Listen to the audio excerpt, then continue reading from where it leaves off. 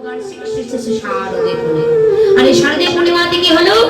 কেবা ফুল্ল মল্লিকা মালতী রূপে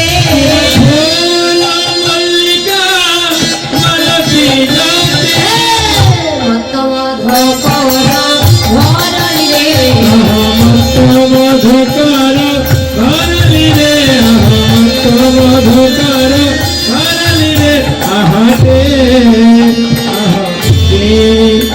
আহারে আহারে হেরতরাতে ওই সোনহাতে হেরতরাতে ওই সোনহাতে হর্ষমোহন মদনে মতে রে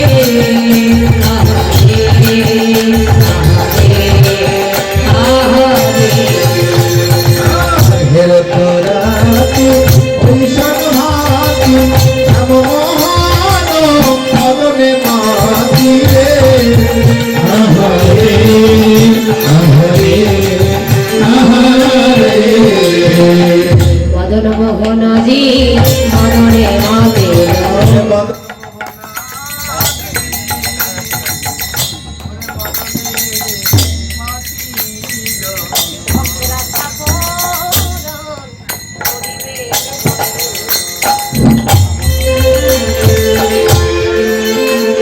ভক্তের সপোর রাধে রাধে করিবে বলে মদন মোহনাজি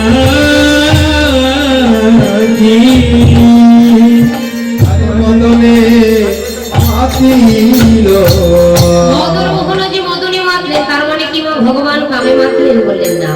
লীলাটা হলো কাম দমনকারী লীলা। মদনকে মোহিত করে আমার ভগবান নাম ধরলেন মদন মোহন। মদন মোহন এই মদনকে কে সৃষ্টি করেছিল বাবা? সৃষ্টিকর্তা ব্রহ্মা। মদনকে সৃষ্টি করলেন এবং 5টি বাণ দিলেন। মদন মাদন মোহন সুষম স্তম্ভ। এই 5টি বাণ পেয়ে মদনের বড় দর্প হলো। 5টি বাণ পেয়ে মদনের বড় দর্প হবে বলে এই বাণ আমি যাকে নিক্ষেপ করবো সেই আমার কাছে বশীভূত হয়ে যাবে। এই বাণ পেয়ে দর্প হয়ে কি করলেন? মদন বাণ নিক্ষেপ করেছিলেন দেবরাজেন্দ্রের উপরে।